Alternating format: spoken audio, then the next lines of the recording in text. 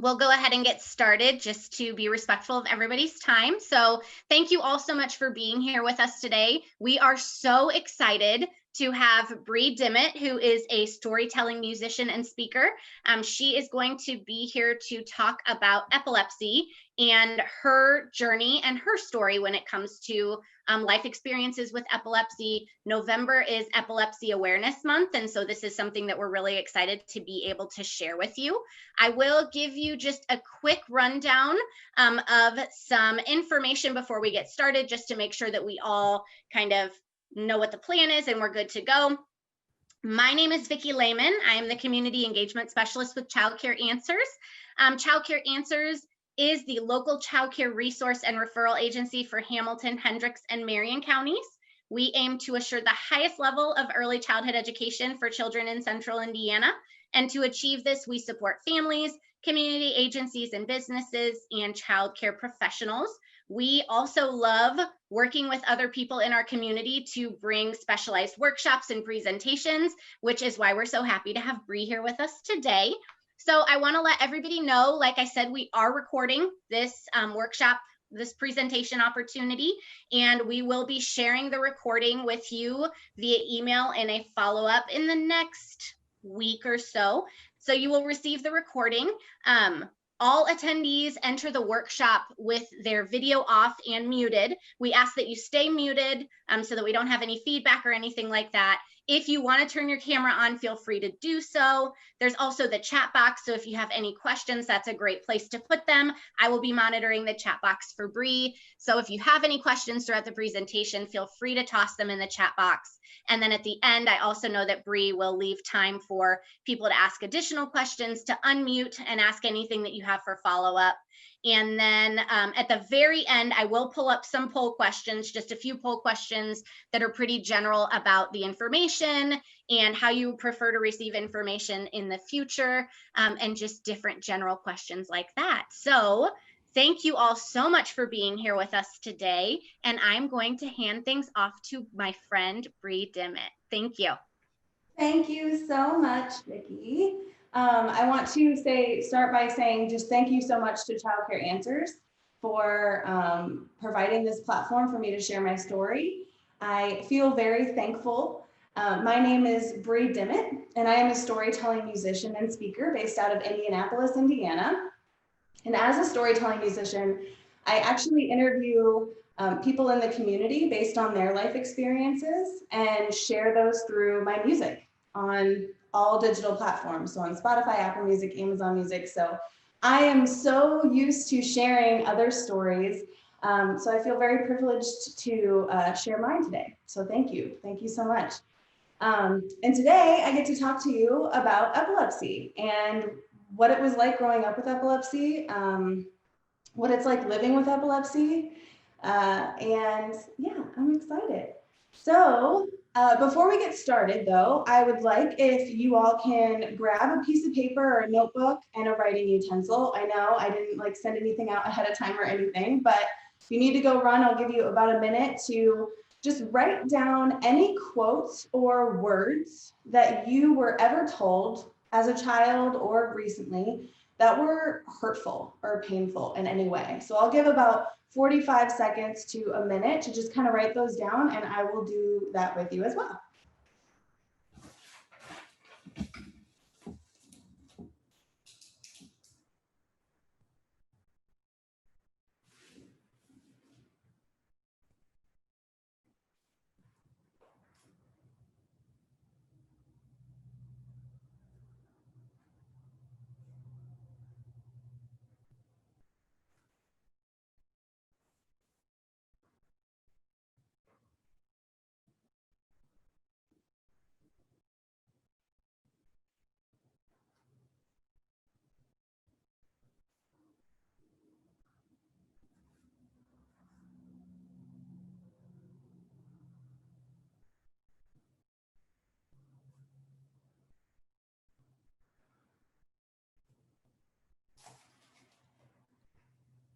You have about 10 more seconds here.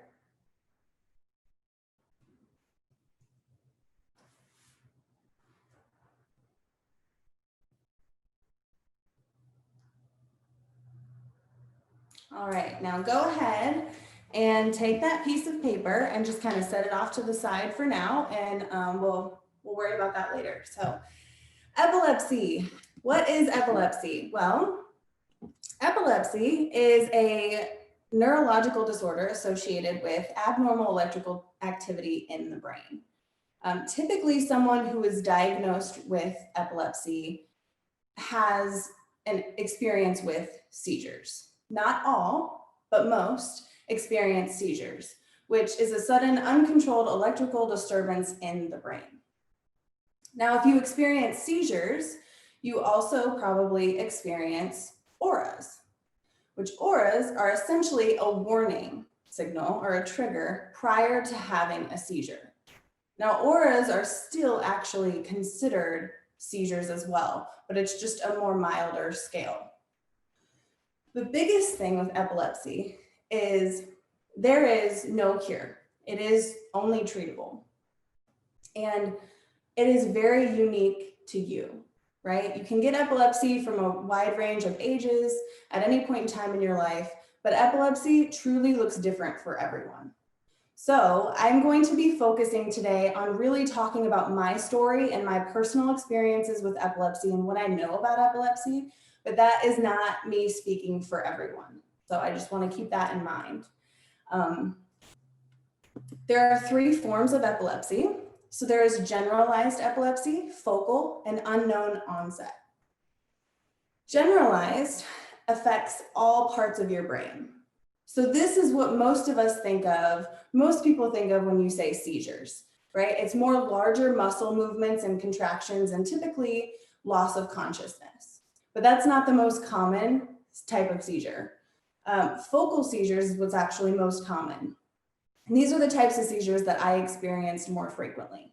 This is what an aura would fall under, and this affects a partial part of your brain. So it's not, you typically don't lose consciousness. Parts of your body are functional, but other parts are impacted. And so I would typically start with an aura, which would be a focal seizure that would lead into another focal seizure. So those typically only last like 1 to 2 minutes. It's not the larger scale seizures. And only 60% of people with epilepsy experience focal seizures. Then there's unknown onset seizures, and 20% of people experience these. And this is where there is no electrical activity in the brain. They're not really sure where it comes from. And it's more of a cluster of seizures that happen in spouts of your life. So you're not necessarily diagnosed with epilepsy. You just have an epileptic episode, if that makes sense. 1 out of every 26 people are diagnosed with epilepsy. So you probably know somebody who has epilepsy. And as I mentioned earlier, it is not curable, but it is only treatable. And luckily, 70% of people who typically are diagnosed with epilepsy have the ability to treat it and at least control their seizures. That doesn't mean that they don't have them anymore. It just means that they're able to find a correct treatment for them. Does that make sense for everyone? Cool. So now I'm going to kind of talk about my experience with epilepsy.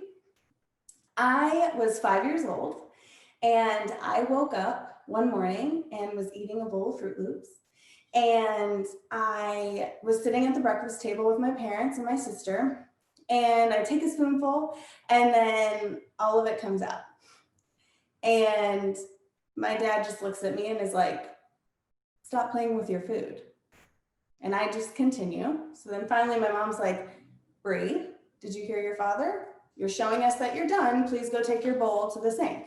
Well, I continued, and turns out I was having a seizure. And so eventually I was diagnosed with epilepsy, and my seizures really looked, it just progressed on from there. So that was my first episode, but I would start with about 5 to 7 seizures a week, and that would eventually lead into about 5 to 7 seizures a day. My seizures, though, we never, this goes back to, you know, how epilepsy looks different for everyone. We never really found out the cause. I literally just woke up one morning and had seizures. So we're not really sure the direct causation of it. And that's very typical for people who have epilepsy. We just don't know. And it's a lot of trial and error to figure out what works for you. For me, I would typically, my seizure experience would start with a trigger. So it'd start with a trigger, which would go into an aura and then a seizure. So triggers for me looked like a lot of different things. I had a very high sense of smell and taste. So I could smell a particular, there was a glue when I was hospitalized, because I was in and out of the hospital frequently, that was just this putrid smell, and that would just trigger me. Or there could be a particular taste, flashing lights, any sort of stress, too much sugar, missed medication, lack of sleep, caffeine, and alcohol. And I put alcohol in parentheses because my parents were not giving me alcohol when I was younger. So, but that would be a trigger. That is a trigger for most people as well. But I looked at this when I was a kid, right? And I was just like, I can't do anything. I can't eat anything. I can't do anything. Everything was a trigger, right? And so all of this list that you see here too, it took a while to figure this out, right? I mean, we didn't know. So, and it's not one of those situations or a medical condition where you can say, okay, this is your diagnosis. Now here are the steps that we're going to take and move forward. That might work, that may not work. So it was very, very challenging. If I would experience a trigger, then I would experience an aura. Now this was that warning to let me know I'm about to have a seizure. My aura was the sensation of like when your feet or your hands fall asleep. That would happen in my mouth. So my mouth would kind of like tingle, and it would feel like, you know, what, like something's going on. And so that would let me know, okay, I'm either about to have a seizure or this is it. So sometimes I would just have the aura and nothing would come of it. But most times it would let me know you're about to experience a seizure, which luckily for me, most of my seizures were those focal, more milder seizures that would last about 1 to 2 minutes. So then I would go and tell an adult, hey, I'm about to have a seizure. And then they would be like, oh, okay. And we could kind of prepare. My seizure looked like my left side would start twitching and my right side would start drooling. Luckily, the bottom half of my body would be pretty functional. So that's why I would still be able to like walk and let somebody know like, hey, I'm about to have a seizure, or I would just go and sit in a chair, or I would eventually get to the point where I would lay myself down because I would know, okay, I'm about to have a seizure. I need to lay on my right side to let my right side drool. Typically, it would last about 1 to 2 minutes. And then post-seizure, I would sleep for about 2 to 3 hours. And then I would wake up and I would experience just extreme drowsiness and memory loss, which if you're envisioning as a kid, all the things you did, imagine having about 5 to 7 seizures a day. And after that, sleeping for 2 hours. I mean, that really disrupts just anything that you're doing, right? It's very, very challenging. But one thing that I found was that not a lot of people know what to do, right? It looks scary. What's happening? My mouth would be twitching. So, you know, I might bite my tongue, you know, a plethora of things would happen and come from it, right? So what do you do when someone's having a seizure? Well, the first thing to do is make sure that you're clearing them of any objects. Because like for me, I had typically partial seizures, right? Or focal seizures, but that doesn't happen for everyone. Sometimes it goes straight into a generalized or clonic tonic seizure, which is more of the bigger seizures, right? Where you lose consciousness. So make sure everything, they have the clear path, place them on their side and keep their airway clear. It is not recommended to hold them down or do anything to restrain them. There is also a myth that a lot of people thought that if someone was having a seizure, they would choke on their tongue.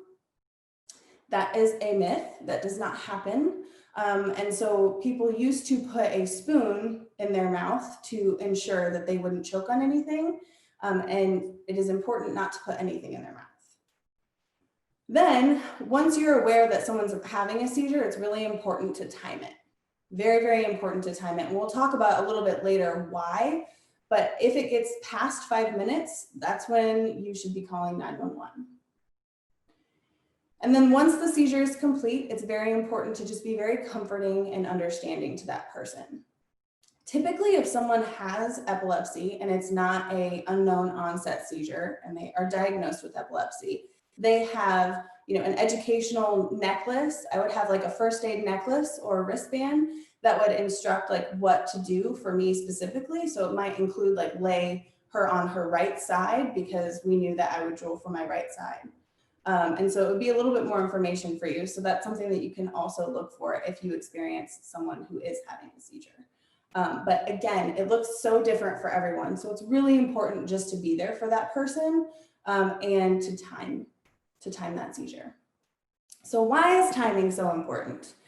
If it's longer than 5 minutes, it is that generalized grandma, also known as clonic tonic seizure.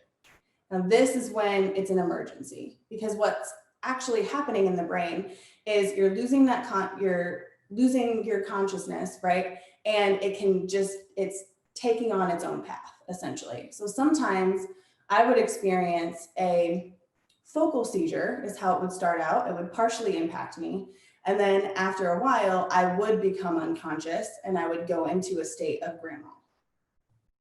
And that's typically accompanied with hospitalization because that's when you call 911 and you get sent to the ER.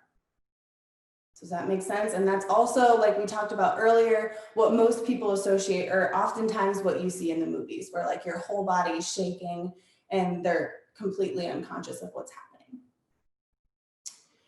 So I experienced about 5 to 7 seizures a week, which led to 5 to 7 seizures a day. And I would typically experience grand mal seizures maybe once a month, once every 2 months. But when I was 10, I experienced a focal seizure that led into a grand mal seizure, where I was later airlifted to a specialized children's hospital where I lost consciousness, I stopped breathing, and was pronounced dead.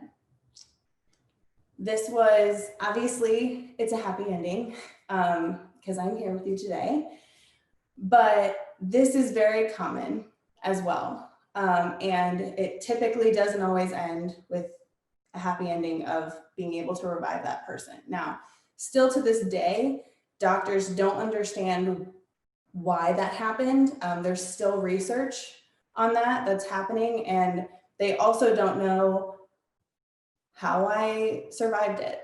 But as you can imagine, an experience like this impacted my brain greatly. My diagnosis with epilepsy in general already caused me to struggle cognitively, academically, mentally, emotionally, I mean, you name it. And a lot of things were very hard. I was testing maybe 2.5 years behind my colleagues or my peers. And it was more than just needing extra time on tests. It was more than just, it was really hard. And after this experience, it only made it worse. I attended 4 schools that year. And it was just like such a challenge, right? And it became very prevalent to me as I grew up that like, I am not normal. And I would get so frustrated. I would be my hardest critic because I was eventually, very aware of my surroundings and sensing like, okay, this is a clear problem. I'm not able to keep up. My friends were making comments, things were said, and phrases were being had. And I found myself in a lot of parent-teacher conferences, like outside the room, but overhearing phone conversations that my parents were having with their friends, conversations with the principal where I was there, but I was not really understanding the whole situation. And still to this day, those quotes, those words stuck with me. And they looked like this. She's just different. Good luck. I mean, that came a lot from my parents' friends. Like, I don't know what I would do. Or from schools, I'd get we don't have the resources for your child. I'm so sorry. Like, we can't provide the services that your child needs. Like, she's always going to need additional support. Like, I can't even think of what that would look like for you. I would get from my friends, like, I don't think she can, because they didn't really get it either, but they were also aware of what was happening. So I remember in 4th grade, we did those multiplication problems where it was like a sheet of paper and you got 60 seconds and you had to complete like the front page by the 60 seconds in order to participate in the game. And I never played. I never won. And eventually, I shared that with my parents. It was really hard. It was something that we did every Friday. And I remember talking to that teacher, my math teacher, about it. And so then he was like, okay, well, so he passed out the pieces of paper then.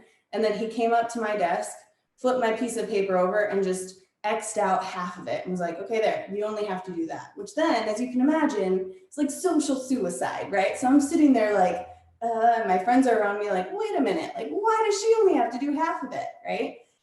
So there was just a lot of that. It was a lot of ostracism. It was a lot of, yeah, she can't keep up, so she can only do half of it. Like, she can't, right? Maybe if she's lucky. So this is what brings me to all those quotes. I wrote them down here, right? All these quotes, these words that were told to you, I want you to pull those back out and I want you to just rip them up, like literally into small pieces. I don't have a trash can by me, but then I'm just gonna throw them away. And I want you to just forget about these. Okay, because although those were words that may have been told to you, although these were words that I constantly told myself and eventually they became my mantra, I was also told words like this: you are so driven, you have a unique set of gifts, find a way that works best for you, right? Go at your own pace, listen to your body. What do you need right now? You can do it. Give yourself some time, give yourself some grace. There is no right way. What's the best way for you? Right? Words matter. Whether you are reading them on social media, on Facebook, on Instagram, on LinkedIn, whatever, whether you're hearing them from your friends, your colleagues, your family, words matter. And I would say, for my personal experience, words were a huge component of what has impacted me to be who I am today. Most importantly, the words that I tell myself. But when it comes to supporting a child with epilepsy, it is your words, your support, and your actions that truly matter. What does that look like, right? 1/3 of people with epilepsy experience anxiety and depression. And a person with epilepsy is 22% more likely to die by suicide. Words matter. How you treat others matters. And most importantly, how you treat yourself matters. It really takes one. And it depends on what words you want to focus on and you want to use at the end of the day. What words you tell yourself every morning and how you see yourself, no matter what you're faced with. Mine was epilepsy, right? It just takes one. And that one person for me truly was my mom. So in 4th grade, I go to 4 different schools. I'm coming home repeatedly crying, super emotional, really struggling. I can't make friends. Sports are hard. School is hard. Getting a C, we celebrated that in my family. That was huge. That was my best. That was me killing it. And luckily, finally, my mom had enough too. And I remember sitting on my tie-dye comforter in my room and just saying like, Mom, what can we do? Like, what can we do? And luckily at the time, she was a licensed elementary school teacher. And so she did research. She said, okay, we're going to do this. You know what? She pulled me out midway in 4th grade and said, we're going to do this. We're going to make this happen. You can, and we're going to find a way. And so she did research. She reached out to her peers, her colleagues, community members, donated homeschooling materials and resources for us to use because we didn't have anything. And although this was, you know, showing a little bit light at the end of the tunnel, this was not by any means easy. It wasn't like, yeah, then it was great after that. It was hard. It was a lot of unlearning. It was unlearning words that were taught to me. It was, you know, learning my cues, what worked for me, what didn't work for me. I got so frustrated, right? Because we started out with this curriculum that was very similar to school. It was just more one-on-one. And it wasn't working. I was getting so frustrated with myself. I didn't get it. Nothing was clicking. And I just felt different. But finally, my mom said, okay, what's something that you love? The Price is Right. That was my favorite all-time show. And I love Bob Barker. I love just like every aspect of the show, right? And so finally, my mom said, you love The Price is Right. You know what? We're going to create an entire curriculum based on The Price is Right. And I was like, what? And she's like, yep. And for the first time ever in my life, academically, I didn't have to feel like I had to fit in the box of an established curriculum. Instead, it was a curriculum created for me and my success. And it was child directed. It was intrinsically motivated. For me, I love The Price is Right. So when we would watch it, we would record it, and then we would re-talk about it. So if it was, you know, if they did the grocery game, we would talk about that. We would talk about budgets. We would talk about what that looks like and how that applies directly to life. And then that would be like our math. For creative arts, we created our own Plinko board. So she was very creative herself. So she, out of wood, we made little Plinko, oh gosh, I don't remember what they were, but like, you know, the little like discs.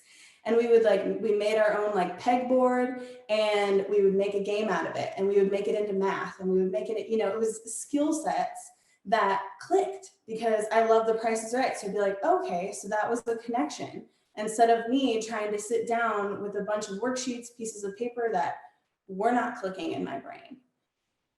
This turned out to be incredibly successful. And not only was the academic portion so successful, but also I was able to get personalized care that I'm very privileged to have, that I know isn't always available. But my one person was my mom, who filled my head with those words that I just showed you. Like, she was the one who told me, listen to your body. What do you need right now? Why are you getting frustrated? Let's talk about that. And it would obviously most often be about comparison, right? What I would see before. And it was about learning that's not always the right way.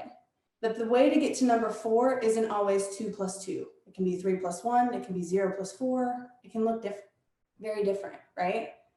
And so I learned those skills. And after just 2.5 years, I was back in the school system, testing at the level of my peers and thriving. And I was able to keep up, right? I still had extra time. I was still being pulled out to do testing, but I finally felt like I'm getting it. Like, I can keep up.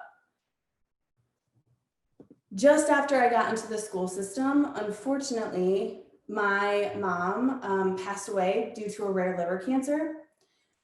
It was about a 4 to 6 month diagnosis. So she was diagnosed with this rare liver cancer, and it wasn't about 6 months after that then she passed away. And although she passed away, she built the foundation inside of me that now is that little voice in my head, right? Like, all those words were what I decided to take with me. and have made me the person that I am today. I actually remember sitting in a room in 8th grade with the IEP specialist, 3 of my teachers, my dad, and the principal and vice principal of the school. And this whole meeting was around letting me know, Bri, these are your options. You will go to high school, but this is what it's going to look like for you. You won't be able to drive. At best, if you're lucky, you will be going to a community college. This is what that will look like for you. You will be living at home. You will be very dependent, but we are here to support you. Now, although their intentions were pure, with epilepsy, it's all trial and error. You don't know. And with life, it's all trial and error. You don't know. There is no direct path of life. There is no set of I know what's going to happen, right? There's only, I mean, a certain portion you might have a good idea, but we can never know everything in life and what's going to happen. There is uncertainty and unknown. So just like epilepsy, just like life, that's normal. And it's never, never a good move to limit, right? This is what that's going to look like for you then. I know their intentions were pure. But in that moment, I said, bullshit. Excuse my language. I was like, I'm gonna pave my own path. And my senior year, I got into a 4-year D1 college. I moved in, I was independent. I ended up getting my driver's license. I graduated with my Bachelor of Science degree, and just 2 years later, I graduated with my Master of Arts degree with a 4.0 for the very first time in my entire life. And I started my own business. I became a business owner. I registered my first LLC, and this was all before the age of 26. The best thing you can do if you have epilepsy is surround yourself with a supportive and loving community. The best thing you can do for someone who has epilepsy is be supportive and loving. I want to bring back the words that I was told by my mom. I want you to look at these. Although these are so prevalent to a 10-year-old little girl, these are things I tell myself today. Although this might be the perfect thing to say to someone who has epilepsy, these are things I say to my friends. I say to myself. This is relevant to adulthood. And I think that's the biggest component of this. Like, we all have a story. We all have our thing, right? Mine was epilepsy. But there is no right way, right? There is no one shoe fits all. There is no limit. You do have a unique set of gifts. You do have a purpose. It may be hard. It is hard, but you can do it. And something that I found a lot and realized as I've gotten older is those comments, those negative comments that people may have told me and people continue to tell me, right? It's them believing they have a limited access. It's them not believing in themselves. And those feelings, those emotions are what's getting projected onto others and onto me. It actually has nothing to do with me. But because I felt like hope had been missing in a lot of people's lives and just aspects of our life and community as a whole, I felt very passionate to figure out a way to create that space, to create the space for others to feel truly seen and truly heard by interviewing them based on their life experiences and sharing that through something so healing and amazing as music, right? To empower. And instead of seeing what life will happen to you as a limit, seeing it as an opportunity, right? I mean, that's why I'm here with you today, to share it, to be honest, to be vulnerable, because your story matters. Your life experiences matter because you matter. And I wanted to believe in others like my mom believed in me. It just takes one. Thank you.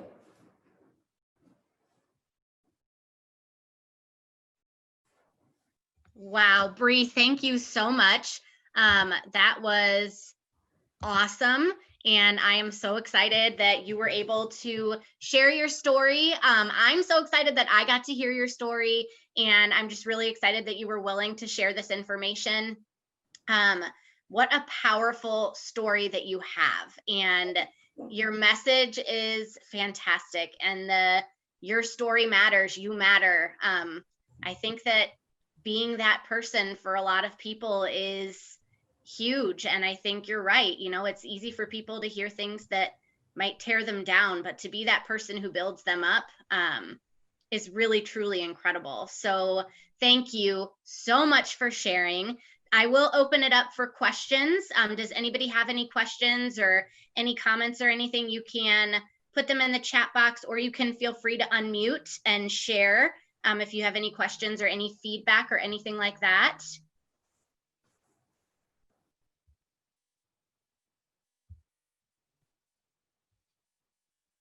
Anybody?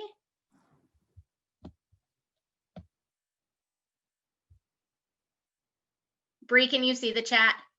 I can't. Oh, okay. So Lauren said, so inspiring. So I'll just tell you what's in the chat. Okay. Thank you.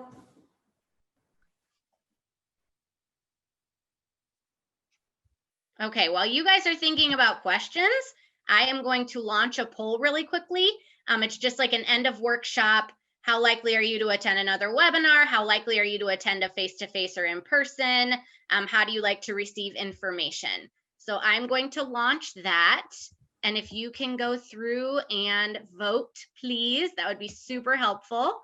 That just gives us more information for when we plan opportunities moving forward. So I'll leave that open for a little bit.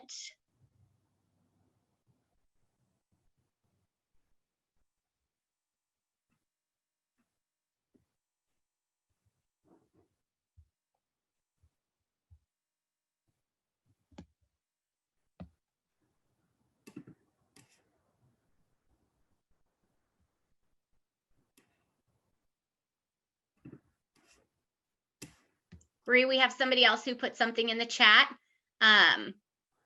She said, thank you, Bri. I'm experiencing some of these things with my daughter and I'm putting it all together that she may be having focal seizures. So your info has encouraged us and we will be looking into how to support her.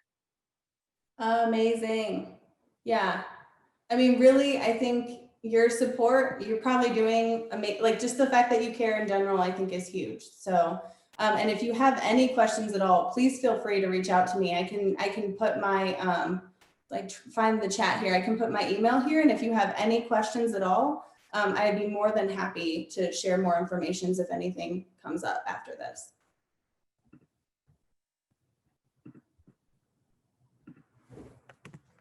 And I am going to end the poll in like 20 seconds. So if you want to put anything else in there, go ahead, and then I will end that.